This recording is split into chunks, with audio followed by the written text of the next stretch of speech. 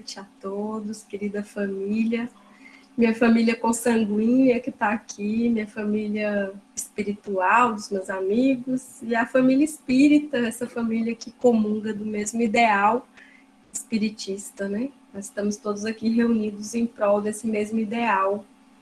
Eu agradeço o convite fraterno, esse convite que chega de Dianópolis. Eu estava comentando, é sempre uma alegria quando os amigos do centro convidam para a gente falar algum tema, porque nos convocam a estudar, nos convocam a estar ali abraçado ao Evangelho, fazendo esse estudo. Então, mais do que estar aqui promovendo essa reflexão, também estou aqui aprendendo com vocês e agradeço esse convite, sintam-se todos abraçados, que o Divino Mestre Jesus, ele nos ampare, que ele nos inspire as reflexões necessárias nessa noite de hoje, em torno do seu evangelho de luz, desse evangelho de amor para as nossas almas tão sedentas e tão necessitadas que todos somos.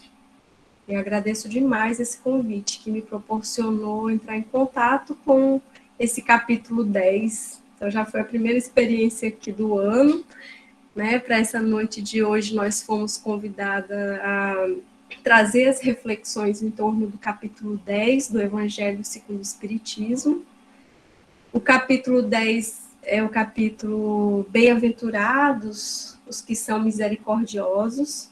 E esse é um capítulo bem interessante, que trata de temas do nosso cotidiano, são temas sensíveis das nossas convivências, são itens bem curtinhos, que versam sobre o relacionamento com as outras pessoas, conosco, com Deus. Então, nesse capítulo, a gente vai falar sobre perdão, sobre reconciliação, que é o tema nosso dessa noite, a indulgência. Nós já estivemos aqui no ano passado trabalhando esse tema com vocês. Foi bem interessante também estudar a indulgência. E o não julgueis para não seres julgados. E hoje nós vamos refletir sobre um pequeno trecho, ele é bem pequenininho mesmo, são 2 itens, o item 5 e o item 6. E esse pequeno trecho ele vai falar da reconciliação com os adversários. O item 5, ele é bem pequeno, que ele é um trecho do Evangelho de São Mateus. Ele está no capítulo 5, versículo 25 e 26 do Evangelho de São Mateus. E o item 6 é uma explanação de Allan Kardec sobre esse tema também, reconciliação com os adversários. O item 5, que é essa citação do Evangelho de São Mateus, são os versículos 25 e 26 do capítulo 5 do Evangelho de São Mateus, nos traz o seguinte, eu vou ler aqui na íntegra para a gente. Reconciliai-vos o mais depressa possível com o vosso adversário, enquanto estás com ele a caminho, para que ele não vos entregue ao juiz, o juiz não vos entregue ao ministro da Justiça e não sejais metido em prisão. Digo-vos em verdade que daí não saireis enquanto não houverdes pago o último centavo. São Mateus, capítulo 5, versículo 25 e 26. Então, esse item 5 do Evangelho, ele vai trazer essa fala, né, de Jesus, uma fala austera. Eu queria até que vocês colocassem aqui no chat para a gente conversar. O que é que vem à mente de vocês? O que é que vocês pensam após ler essa passagem do Evangelho de Mateus? O que nós devemos, então, entender, né, pela expressão utilizada por Jesus? Reconciliai-vos o mais depressa possível com o vosso adversário. Este é o capítulo 10 do Evangelho segundo o Espiritismo. Capítulo 10, itens 5 e 6, que a gente vai tratar hoje. Essa passagem de São Mateus está no capítulo 10, item 5. Eliane, pode falar, Eliane. levantou a mão.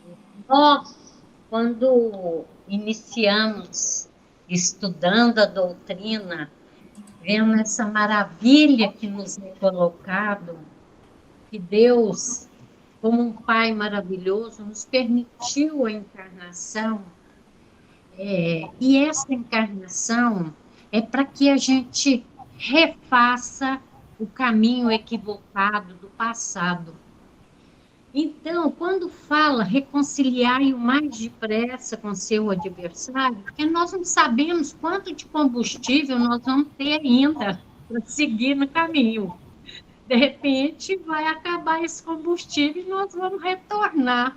Se a gente não faz a tarefa, vamos voltar como reprovados.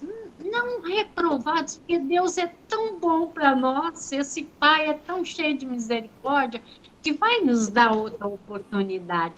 Mas esse reconciliar com o adversário, a gente sabe, está aí para gente. E normalmente esse adversário muitas vezes está tão dentro de casa, tão próximo da gente, mais do que nunca nós temos que refazer logo para evitar problemas maiores, né? Juros e correções monetárias, aí é triste. Eu vou deixar, tem gente querendo falar. É isso mesmo. A Giovana colocou aqui, né, que nós devemos aproveitar a encarnação enquanto estamos convivendo com a pessoa. A Neuma colocou que aproveitar esse momento e começa em casa. Exatamente. E aí, meus irmãos, eu fico lembrando, né? Eu não sei se acontecia com vocês, mas ao ler essa passagem, ao longo da minha vida, sempre dava um medo danado. Um medo de não conseguir a aproximação com esse adversário, de acontecer uma coisa ruim com a gente, de não conseguir o entendimento e a reconciliação e ser condenado por isso, né? Porque a passagem ela dá esse tom de juiz, do ministro da justiça, e pagar centil por centil. E, às vezes, esse entendimento é equivocado, né? Então, esse entendimento meu, pensando, refletindo acerca desse trecho, passado esse momento assim, de impacto com essa mensagem, eu percebi que derivava de uma compreensão muito apressada da passagem do Evangelho. É uma compreensão bem apressada ao ler rapidamente esse versículo. Quando a gente lê, não presta atenção ao que isso significa. Então, é preciso a gente prestar atenção ao que significa. Porque quando a gente olha para essa fala de Jesus, Jesus diz assim: concilia-te depressa com teu adversário, para que não sejas entregue ao juiz. Então, vamos parar para pensar um pouquinho, né? Concilia-te depressa com teu adversário, para que não sejas entregue ao juiz. Ser entregue ao juiz não é igual a ser condenado, não é igual a ser punido. Obviamente, quando a pessoa é entregue ao juiz, ela vai a julgamento, e se as provas, os fatos demonstrarem que ela seja culpada, há as consequências, em conformidade com a falta que ela teve. Alguém colocou aqui um texto, deixa eu ver. A Giovana falou, né, que se desencarnarmos sem reconciliação, não saberemos quando teremos outra oportunidade. O Rômulo está trazendo, né, que Jesus nos conhece, sabe das nossas limitações, das nossas potencialidades e nossas limitações. Esse chamamento não é uma cobrança, mas um alerta para que não percamos a oportunidade de estarmos com o nosso desafeto, porque foi todo um processo para que estivéssemos juntos. Às vezes esse planejamento leva séculos e precisa do empenho de muitos corações empenhados para que tenhamos essa configuração em seu melhor arranjo.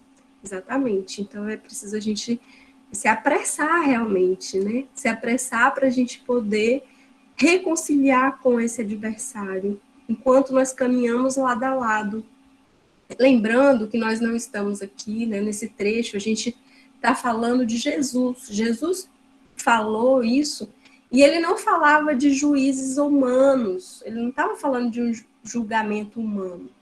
Então, ele traz uma proposta de uma justiça divina, do juízo de Deus e da nossa própria consciência. Então, quando nós pensamos nessa situação, vale lembrar que a plataforma de ação do Mestre, essa plataforma de ação de Jesus aqui na Terra, é uma plataforma de amor. O Cristo, ele sempre nos convida ao amor. Esse amor que emana de Deus, que se encontra em nós, criaturas humanas, e que nós devemos nos conscientizar do seu significado, do seu valor. Porque muitas das vezes a gente nem se apercebe que nós somos filhos de Deus e que temos gravados no nosso DNA o amor divino. Então, é preciso a gente entender isso em todos os momentos. Então, voltando à passagem, essa passagem do Evangelho, Jesus utiliza essa expressão para sinalizar que devemos nos reconciliar com os nossos adversários, como já disse aqui a Giovana, a Neuma, a Tcheliane, enquanto nós estamos vivendo lado a lado, na condição de espíritos encarnados. Porque, enquanto encarnados, que nós aproveitemos todas essas oportunidades que são postas para esse entendimento. Oportunidades essas, como disse o Rômulo, né, que a misericórdia de Deus nos concede e que nós não sabemos quando teremos essa oportunidade novamente, de repararmos essas faltas que nós cometemos no passado contra esses nossos irmãos em outras encarnações. Então, às vezes, já tem tempos que a gente está caminhando com essa falta e a gente está tendo a oportunidade agora, nesse momento, retornando enquanto irmão, enquanto pai, esposo, né? Nessas configurações próximas. Porque lembrando que a pessoa que é nosso adversário hoje é uma pessoa que não era um estranho. Ele podia ter sido um amigo, podia ter sido alguém de relações próximas nosso no passado e que foi traído, que sofreu com os nossos erros que nós cometemos contra aquela pessoa. Então, nós temos essa responsabilidade, precisamos lidar com ela. Talvez uma das situações mais desafiadoras que a gente vai encontrar seja quando a gente busca reconciliar com essa pessoa, busca o entendimento, mas a pessoa permanece inacessível aos nossos esforços. A pessoa não atende, ela não é aberta a uma proposta de conciliação, e nós buscamos essa aproximação, buscamos o entendimento, mas a pessoa ela não aquece a nossa investida de propósito. A pessoa não se abre a esse diálogo, essa abertura de sentimentos. Então, quando nós pensamos nessa situação, nós vamos encontrar circunstâncias que pode ser que não vamos conseguir conciliar com o adversário enquanto estamos a caminho com ele. Pode ser que a gente não vai ter essa abertura do outro e a gente vai ser levado ao tribunal da nossa própria consciência. É importante que a gente pense isso em relação a esse juiz, né, a esse tribunal, a esse julgamento, enquanto também nossa consciência. Então, quem não deve, quem já fez a sua parte, quem já cumpriu com o seu dever, não teme esse julgamento, porque fez tudo o que estava a seu alcance.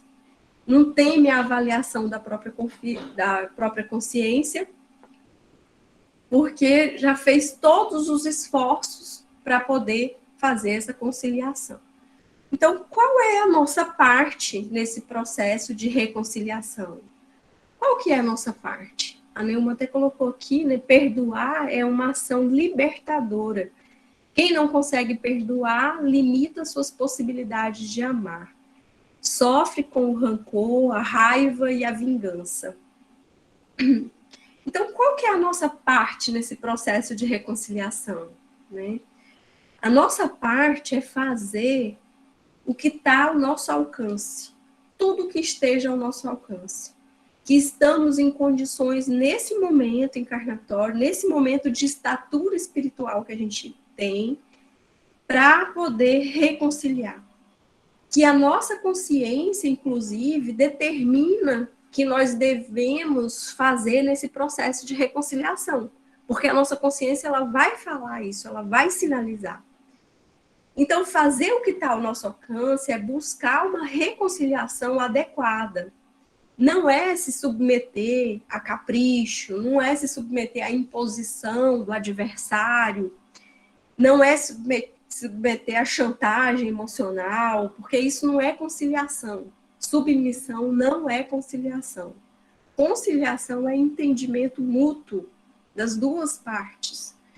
Então, o movimento de conciliação com o adversário, ele começa quando nós estamos em paz com a nossa consciência, por termos feito tudo aquilo que nos era possível.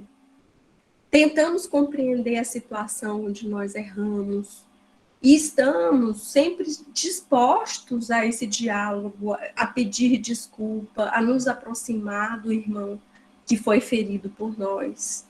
Isso no dia a dia, hoje, inclusive, né, pensando assim no momento de tanta intolerância, de tanta adversidade que a gente tem, né, adversários, ideias contrárias, a gente tem que estar aberto a esse movimento, sempre. De pedir desculpa, de nos aproximar, porque as pessoas têm o direito de pensar diferente, enfim, de ser adverso nas suas ideias.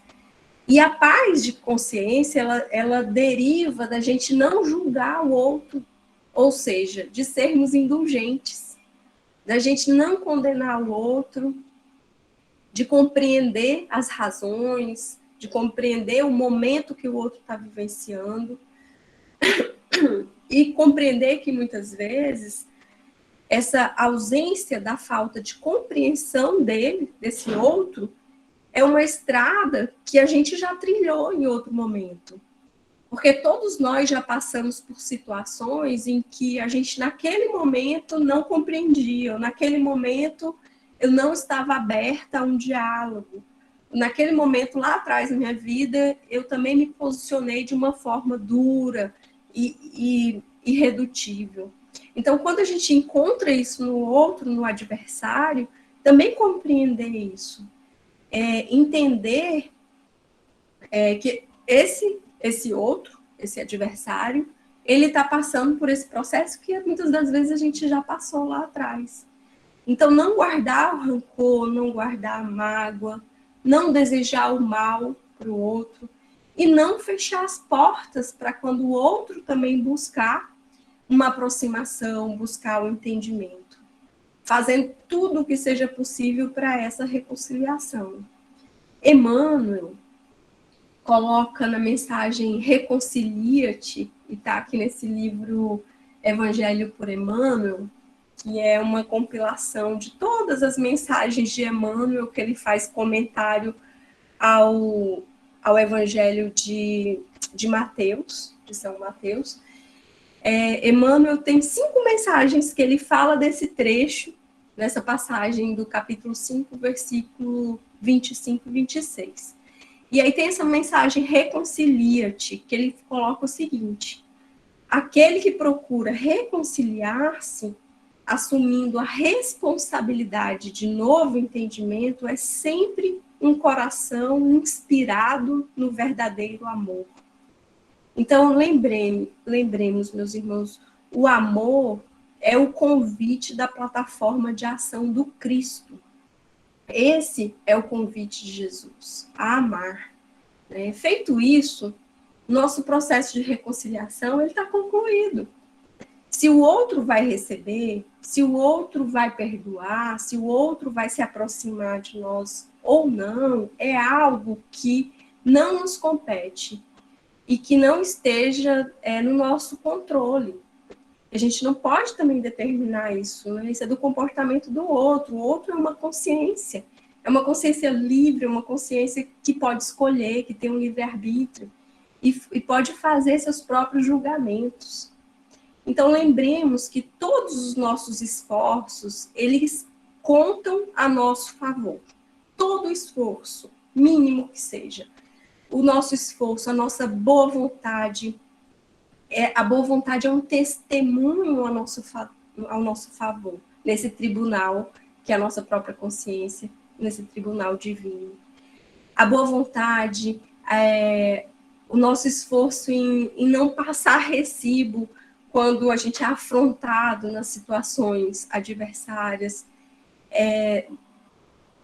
quando a gente age sem reclamar, desculpa, estou com a garganta, quando a gente age sem reclamar, sem revolta, sem lastimar das relações, né, permanecendo em silêncio, fazendo o nosso sacrifício, tudo isso conta a nosso favor. Então, também nesse processo de reconciliar com os adversários, aguardar o tempo do outro, tudo isso vai contar a nosso favor em relação à justiça divina. E aí, vamos para esse julgamento em paz de consciência. Lembremos que lá no Livro dos Espíritos, na questão 621, Kardec ele pergunta, né? Onde que Deus escreveu as suas leis? E os espíritos respondem, na consciência. Então, na consciência do homem estão gravadas as leis de Deus. É esse o verdadeiro tribunal. Quando nós envidamos todos os esforços, esses esforços verdadeiros para a reconciliação, nós vamos em paz para o julgamento. Na nossa consciência estarão registradas, gravadas, todas as nossas intenções, todas as nossas ações, todos os nossos sentimentos, todos os nossos esforços mínimos que sejam, todas as nossas orações, né, que vão falar em favor de nossa defesa. Essa é a proposta do Cristo, para que nós possamos ouvir a nossa consciência, para que a gente não caia nessa preocupação excessiva, desnecessária e muitas vezes inútil, que não vai fazer com que a gente cresça, porque essa preocupação excessiva, desnecessária, muitas das vezes faz com que a gente busque fazer o máximo sem fazer de modo lúcido. E a gente acaba caindo na submissão, no auto-menosprezo, na culpa, no auto-desrespeito, na autodepreciação, por tentar fazer esse esforço sem ser um esforço inteligente, lúcido. E não é isso que é o processo de conciliação. Esse processo de reconciliar com o adversário, precisamos lembrar que somos todos iguais perante Deus. E muitas das vezes, quando a gente age cometendo um equívoco, uma falta, nós nos sentimos menores. Nós nos sentimos desprezados desse amor de Deus. Mas Deus, ele nos ama igualmente. Somos todos iguais perante Deus. Então, quem menospreza esse amor que está emanando de Deus somos nós mesmos. Quem desrespeita a si quando menospreza esse amor é a gente mesmo. Não é Deus que nos ama mais ou menos porque a gente faz ou deixou de fazer. Deus nos ama da mesma forma. E esse processo de reconciliar com o adversário, é preciso que a gente compreenda esse valor do amor de Deus, esse amor que emana de Deus, que está em nós, e que nós precisamos fazer essa centelha se ampliar, né? Também chegando aos nossos irmãos. Amar o próximo, como a si mesmo, amar a Deus, né? Essa tríade. Então, reconhecendo que o outro tem o direito e a liberdade de não aceitar essa reconciliação, mas não é a atitude do outro que irá determinar que nós seremos culpados. condenados, punidos. Não é a atitude dele. Ele pode não aceitar que eu estou tentando me reconciliar. Ele pode não aceitar a aproximação, o entendimento, mas é ele que está sendo refratário. Eu estou aqui tentando envidar todos os meus esforços, toda a minha boa vontade no sentido dessa aproximação. Então, perante Deus, nós não seremos culpados porque o outro não está aceitando. Perante Deus, perante a nossa consciência, nós estaremos em paz, porque daí, quando a gente faz tudo o que está ao nosso alcance, a nossa paz de consciência, ela traz essa tranquilidade. Então, Joana de Ângeles, nesse livrinho aqui maravilhoso, que parece que é um livrinho, mas é de uma estatura moral, de tantos conhecimentos, no livro Jesus e o Evangelho, à luz da psicologia profunda, Joana, mentora de Divaldo Pereira Franco, ela nos esclarece que o exemplo de todo o ministério de Jesus é caracterizado pela energia de postulados. Então, Jesus ele demonstrou que, ao se tomar a charrua, não se deve olhar para trás. O que é a charrua, gente? Aquele instrumento da agricultura, né, que vai rasgando assim, o chão para depois que vai fazendo o arado. Então, ao se tomar a charrua, você vai rasgando, isso é um processo doloroso, a gente segue em frente e não se deve olhar para trás. As decisões, elas devem ser firmes, honestas com a gente mesmo, e exige o nosso esforço que muitas vezes se converte até em sacrifício, em entrega total, mas Joana, ela sempre nos lembra de que esse é um processo com a consciência lúcida, uma integridade psíquica, consciência lúcida. E é interessante a gente pensar isso, né? Porque são essas nuances que muitas das vezes a gente cai no erro, no equívoco. Kardec, no item 6 do Evangelho, segundo o Espiritismo, né, passado esse item 5, que é a citação de São Mateus, o item 6, Allan Kardec, ele vai trazer uma reflexão muito importante.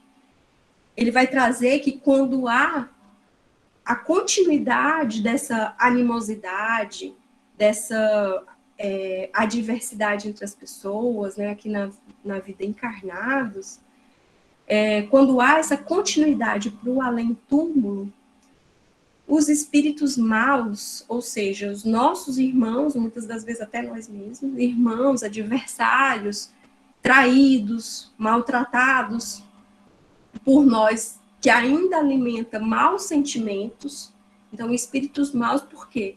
Ainda estão nessa condição moral de alimentar maus sentimentos, de rancor, de mágoa, de ódio. Esses espíritos vingativos, eles perseguem sempre com seu ódio além da sepultura. Eles continuam essa perseguição aos seus adversários, mesmo após a desencarnação.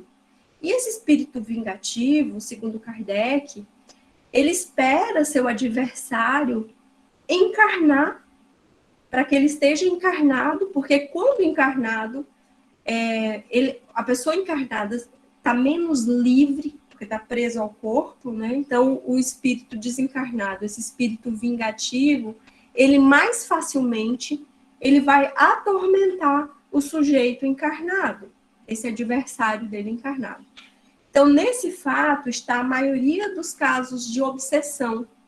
A Kardec traz, inclusive, sobretudo aqueles que apresentam certa gravidade, como, por exemplo, a subjugação e a possessão.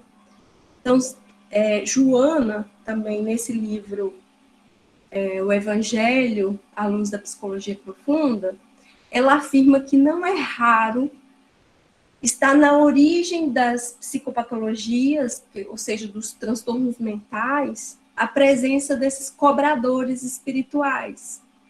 que sem essa roupagem física permanecem na lamentável situação ali de vingança e que também estão num terrível estado de transtorno mental, porque mesmo estando desencarnados, vingativos, sentindo esse ódio, eles estão transtornados mentalmente. E eles vão gerando dilacerações psíquicas nesse ser encarnado, nessa intriga, que às vezes levam décadas nessa intriga.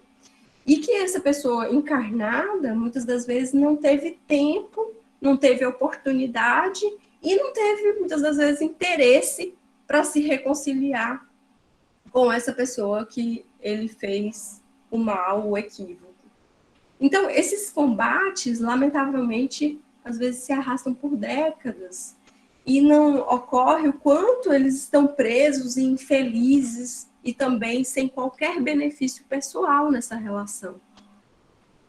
Nós precisamos lembrar, meus irmãos, que a morte, ela não nos modifica em essência. Quando nós passamos desse plano para o outro, a morte, ela não libera o espírito das suas paixões, dos seus vícios, dos seus gostos, dos seus sentimentos.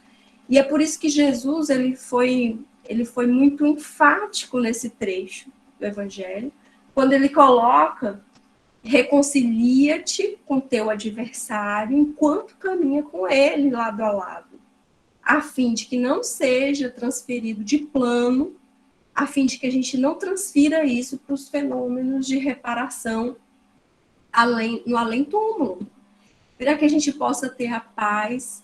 E isso vai dar muito trabalho, muito mais trabalho se a gente deixa para depois essas questões. Então, Jesus, ele nos deu incessantemente esse exemplo de perdão das ofensas, de perdão indistinto. E eu espero que a gente aprenda pelo menos um tiquinho com esse exemplo de Jesus, para que a gente possa vivenciar o perdão nas nossas relações familiares, nas nossas relações de amizade, nas nossas relações dentro da casa espírita, no nosso trabalho, onde a gente esteja, porque dia após dia a gente precisa cada vez mais estar vinculado com o nosso coração a Jesus, dentro desse processo de amor, de paz e travando essa batalha íntima de crescimento espiritual para nós mesmos. Eu espero ter colaborado um pouquinho